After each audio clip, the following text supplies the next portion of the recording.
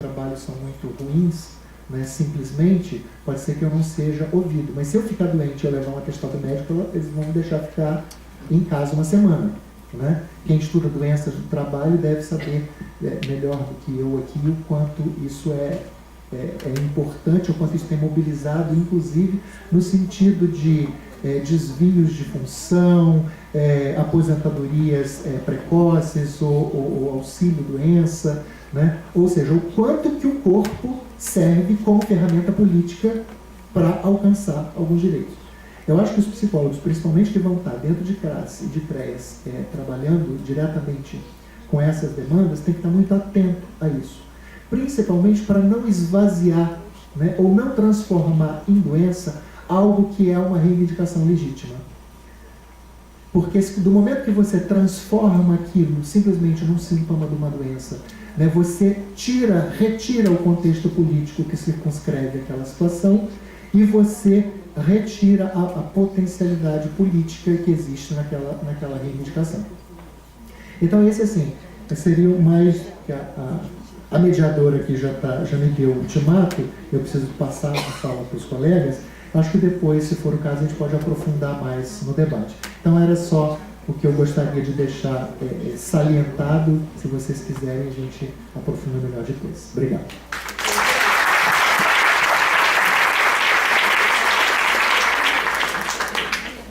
Então agora eu vou passar a palavra para o João Paulo, que está aqui do meu lado.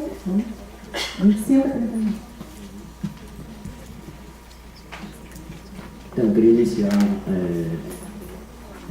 dando bom dia a todos e a todas, agradecer imensamente a organização do evento, principalmente a pessoa de Juliana, que estabeleceu contato comigo e Silvia, inicialmente, me trazendo de longe, lá do Piauí.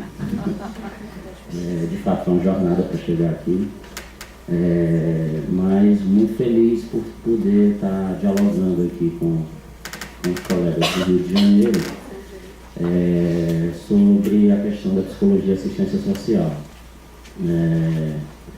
Acho que o Conselho, o sistema Conselho de uma maneira geral, ele tem tido uma responsabilidade muito grande para puxar essa discussão. Essa discussão está muito mais no campo dos serviços, dos profissionais e do sistema Conselhos e dos sindicatos do que de fato na academia. Falo disso porque atualmente, na verdade há 5 anos, né, estou na Universidade Federal do Piauí, tenho circulado por alguns lugares e a gente nota o tanto que essa discussão está muito mais forte, muito mais sintonizada com as questões prementes do cotidiano dos trabalhadores, do SUS de maneira geral, do que de fato no cotidiano da formação, né, nossa de psicólogos. É uma pena, acho que também tem que dar um desconto pela recenticidade desse processo, mas é importante que esse processo ganhe mais organicidade dentro da academia para a gente estar contribuindo com essa formação que o sistema único da assistência social necessita e exige para a gente poder avançar. Bem, também fiquei muito contente com o tema proposto pelo seminário, no sentido de pensar novos espaços para percursos, porque de certa forma isso toca diretamente ao universo que eu tenho vivido nesses últimos 5 anos. Né?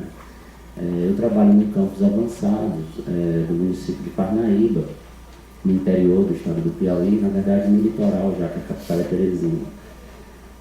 Mas a gente vive numa realidade exatamente bem diferente, que é a realidade das capitais e dos grandes centros.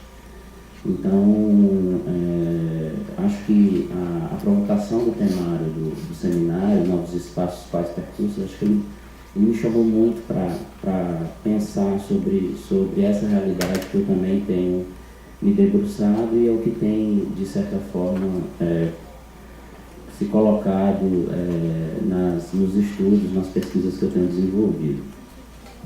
Então, feito esse agradecimento inicial e colocar a pertinência do evento, eu queria tratar sobre o tema da mesa, né, que sou da mesma opinião do Leonardo, com relação à inversão do tema, né, Mas tentando seguir o que foi colocado para a gente, eu vou trazer questões muito gerais do que eu tenho escutado, do que eu tenho vivido, do que eu tenho acompanhado nesses espaços com os profissionais lá da minha região e de outros estados do Nordeste que eu tenho compartilhado,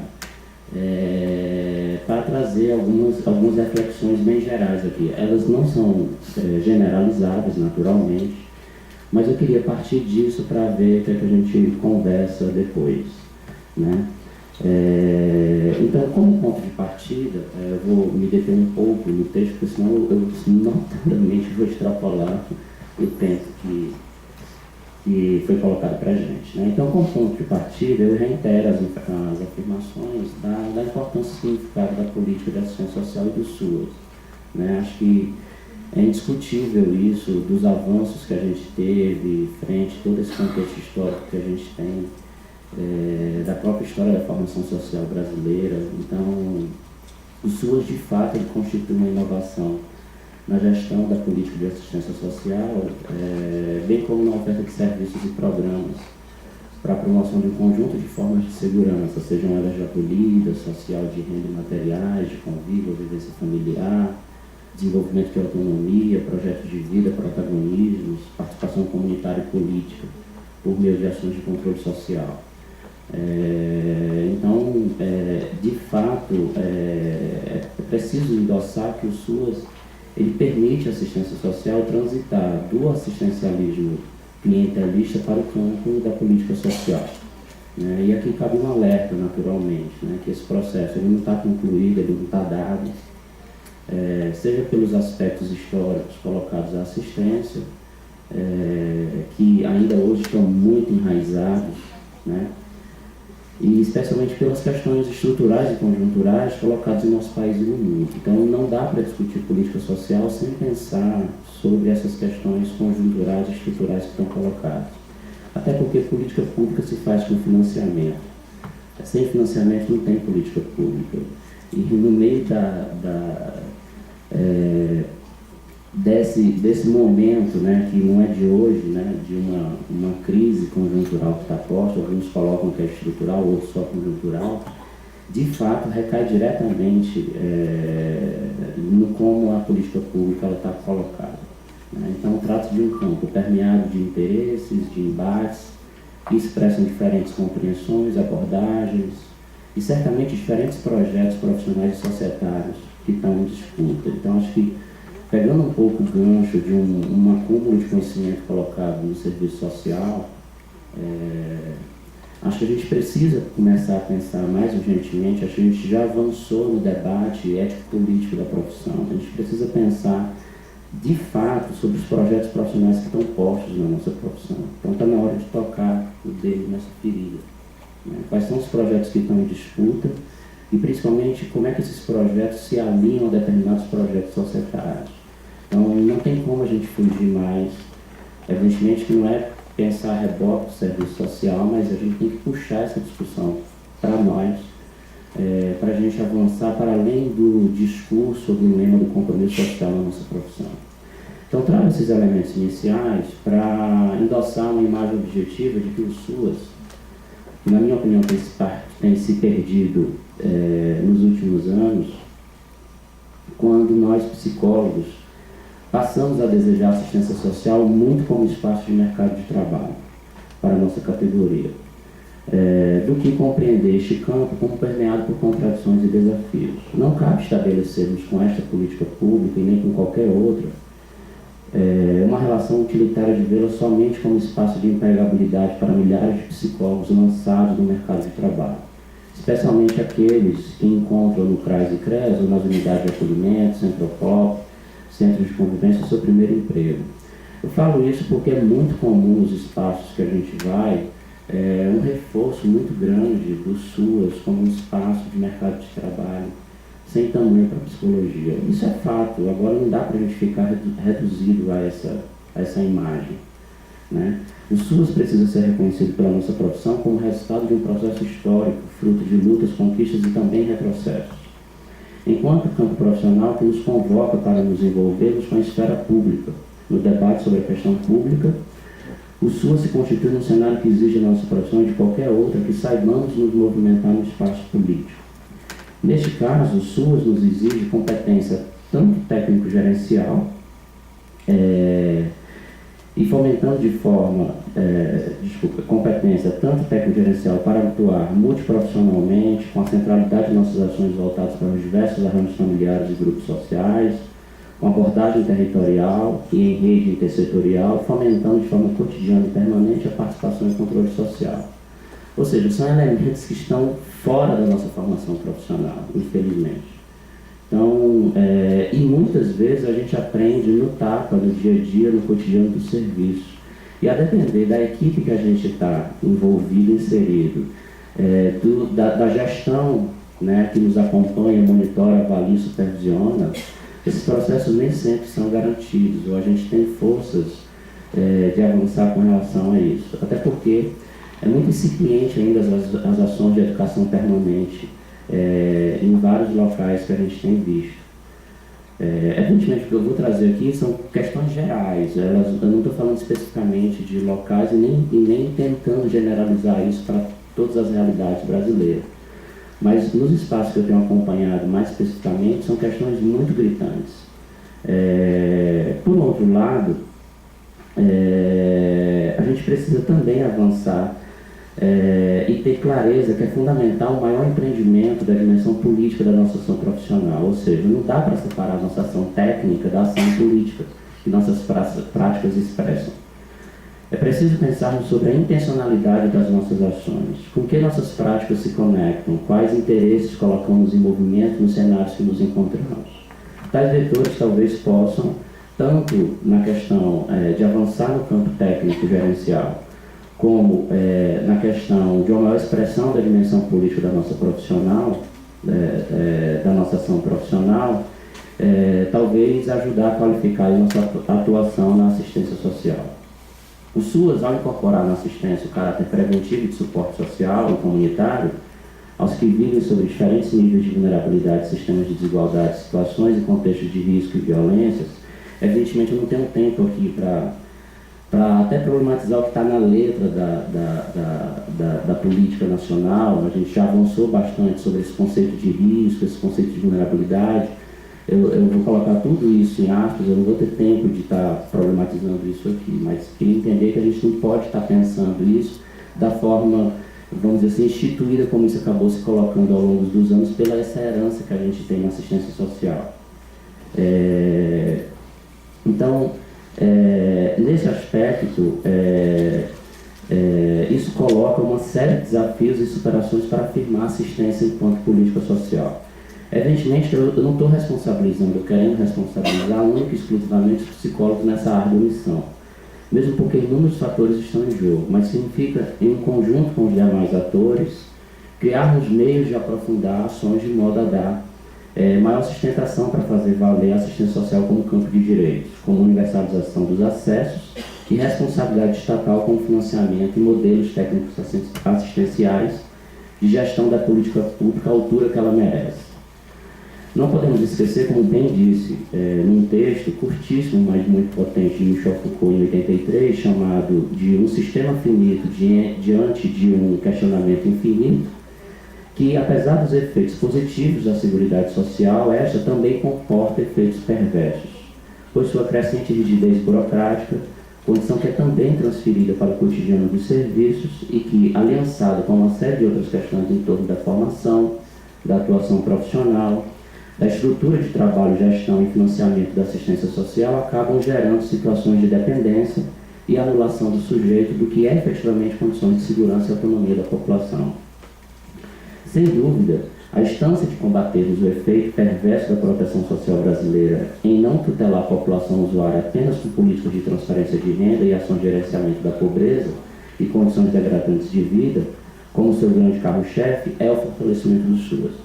Não me entendam mal, porque hoje qualquer crítica que a gente faça a alguma ação, a gente é colocado logo de um determinado lado.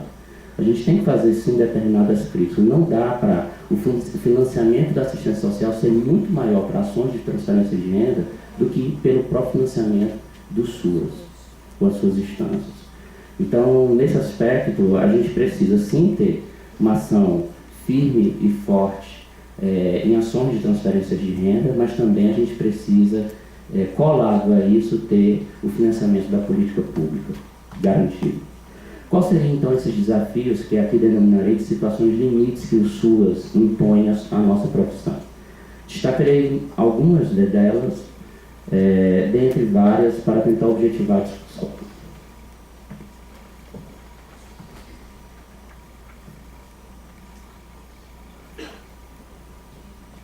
Parto primeiramente do princípio que é urgente ampliarmos nossa compreensão sobre quem é o usuário do SUAS. É preciso clareza para compreendermos que são muitos usuários da assistência social. Não podemos reduzi-los apenas àqueles denominados como os mais necessitados entre os necessitados, que na maioria das vezes se resumem ao beneficiário do programa Bolsa Família, ou entre estes, aqueles em situação de descumprimento das condicionalidades do programa. Então, às vezes a gente faz algumas visitas nos serviços e parece que só existe nos usuários que são realizados algum tipo de ação os beneficiários do Bolsa Família e, dentre estes, aqueles que estão em descumprimento, né? Então, nesse aspecto, a gente precisa avançar, porque isso é reafirmar novamente a assistência enquanto uma política focalista, né? Talvez este seja um dos maiores desafios para avançarmos na assistência enquanto política social, que essa era superar sua marca minimalista, emergencial, focalizada na pobreza absoluta, o que muitos chamam de o risco da assistencialização do SUAS. Então a gente precisa ter muito cuidado com isso e a gente é muito convocado para isso, né? Então, nesse sentido, é preciso reconhecer o campo complexo e heterogêneo da necessidade dos usuários do SUAS, bem como as várias linguagens e estratégias de sobrevivência da classe trabalhadora ou daqueles que vivem sob a marca da precarização da vida imposta pela lógica neoliberal. No contexto do desemprego estrutural, da redução de proteções sociais, qualquer um que se encontra fora dos canais correntes da proteção pública, como o trabalho e suas garantias, os serviços sociais públicos e as redes sociorrelacionais, são potencialmente usuários da assistência. Então a gente precisa ampliar um pouco o nosso olhar para essa heterogeneidade de possibilidades que a gente tem de usuários da assistência. Nós, profissionais, precisamos, então, ampliar o entendimento sobre quem é o usuário da assistência se quisermos, de fato, afirmar o SUAS como política social. A ampliação desse olhar implica também no maior acesso àqueles que anteriormente não eram reconhecidos pelos serviços e operadores do SUAS. É preciso, então, rompermos com a herança conservadora que nos faz perceber os usuários, muitas vezes, pelo prisma de adjetivos que os desqualificam, desvalorizam, subalternam, e destitui os usuários de sua condição de cidadão. Não raro, como temos visto pelo Brasil afora, operamos na assistência social com ações com as quais tanto não reconhecemos os usuários como sujeitos de direitos, como ainda fazemos crer que de fato não o são. Nossas práticas também são produtoras de subjetivação. Então a gente precisa ter muita clareza disso. Qual é o usuário que a gente produz no cotidiano do serviço? É um usuário que a gente tutela ou que a gente está de fato avançando no processo de constituição de sujeito e do exercício dos seus direitos.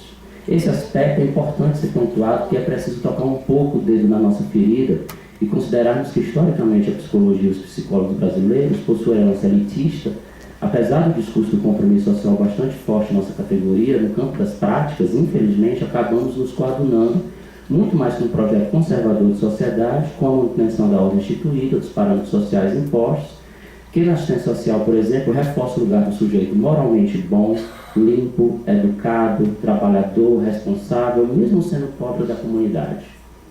E assim seguimos em nosso eterno mandato de normalização social, ou de forma hard ou de forma soft.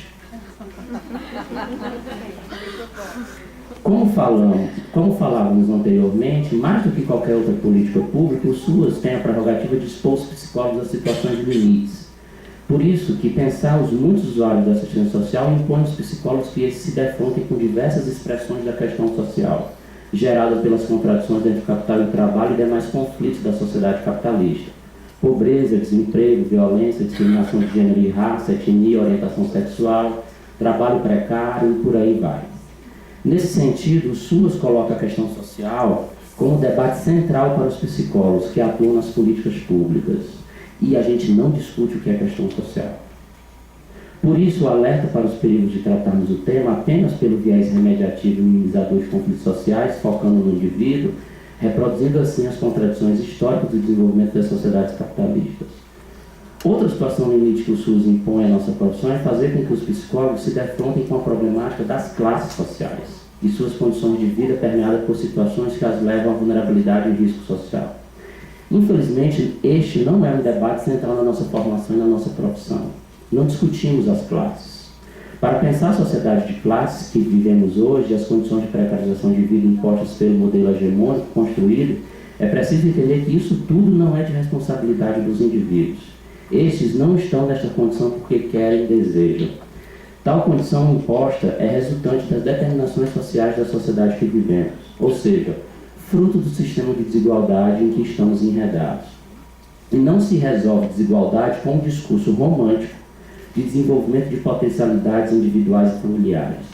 Não se trata de equipar ou descobrir potencialidades nos outros. Isso até tem um efeito individual muito interessante, mas esbarra nos aspectos estruturais.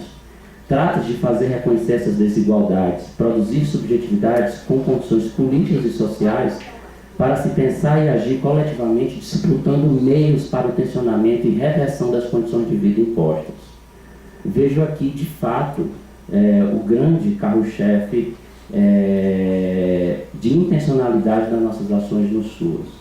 Outra situação limite importante de ser lembrada é que o SUAS é o principal dispositivo de interiorização da nossa profissão em todo o país. Dos 8.080 CRAs implantados no país, 67% estão em municípios de até 50 mil habitantes.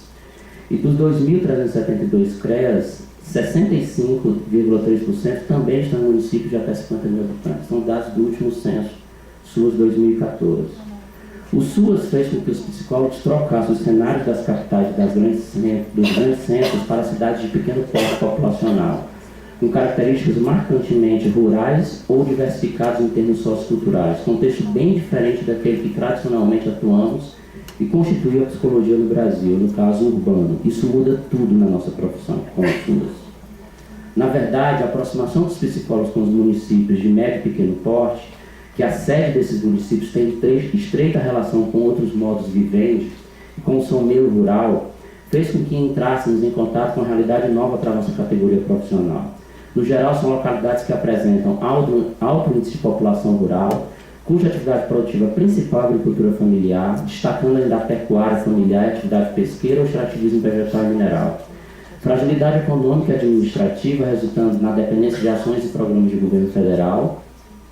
Respostas insuficientes às necessidades da população devido às práticas de gestão de base centralizadora, autoritária e clientelista, que também nós profissionais somos vítimas. Uma realidade populacional que concentra problemas sociais básicos com os problemas das grandes cidades. Eu não vou me deter a esses problemas em função do tempo. Quanto ao meio rural propriamente dito, desses municípios pequenos, as atividades não são diferentes. Pelo contrário, os problemas sociais básicos referidos se agravam bem mais. A pobreza rural, por exemplo, é muito mais perversa do que a urbana. Isso sem falar da dificuldade de acesso aos serviços de saúde e educação, além de insegurança fundiária e o convívio com inúmeras situações de conflito e violência no campo. Então, essa realidade, esse quadro que eu trago, é um pouco para pensar que a gente precisa de uma política social que responda a toda essa complexidade de realidades dos territórios urbanos, e especialmente os rurais em que vivem os usuários do SUAS, se quisermos fazer avançar de fato na perspectiva da garantia de direitos. Eu estou terminando. Focando mais na realidade dos municípios pequenos, nos estados que temos acompanhado mais de perto, que são Piauí, Ceará e Rio Grande do Norte, é notório que os profissionais que ali atuam têm pouco tempo de formar, com pouco ou quase nenhuma experiência profissional, que têm no SUAS seu primeiro emprego, que são jovens, sendo a grande maioria do sexo feminino, solteiros, sem filhos, e que contam com apoio familiar nesse início profissional. Assim, são profissionais que conseguem, de certa forma, submeter-se, com todos os aspas possíveis, me perdoem, à difícil realidade de trabalho no interior. Quanto às questões empregatícias, são profissionais contratados como temporários, sem garantias trabalhistas, com salários precários. Em função disso, negociam com gestores para condensar a carga horária de trabalho em 2, 3 dias por semana, para poderem dedicar-se a outros empregos na capital ou em outros municípios. Desse modo, são profissionais que não residem nos municípios onde trabalham, são trabalhadores viajantes. E talvez por isso a dificuldade de construir uma relação mais próxima com os territórios em que atua, principalmente para compreender as determinações sociais e condições de vida da população nessas localidades. Tais características acirram-se nas cidades menores, elas se tornam ainda muito mais degradantes em função da fragilidade das estruturas administrativas e da dependência de recursos. O que temos são dados que ratificam um cenário que coincide às péssimas condições de trabalho a quais estão submetidos os profissionais.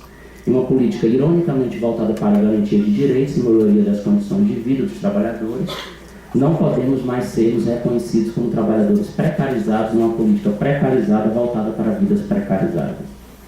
Então, nem mesmo o avanço contido na norma que concerne a garantia de direitos, a garantia de condições adequadas que permitam enfrentar os desafios cotidianos da política, não conseguiram efetivar-se na maioria dos municípios e estados. Somados a isso, a gente tem interferência da política local, na maioria dos municípios, que faz com que a permanência dos profissionais dependa quase exclusivamente das negociações político-partidárias a cada gestão.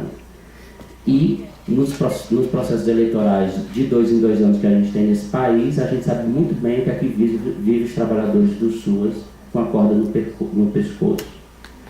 Então, estes, portanto, são alguns dos principais pontos que eu gostaria de destacar para finalizar os inúmeros desafios que precisam ser encarados por nossa categoria para seguirmos fortes e juntos com os demais atores e setores na luta pela garantia de direitos à instituição da política social. Muito obrigado.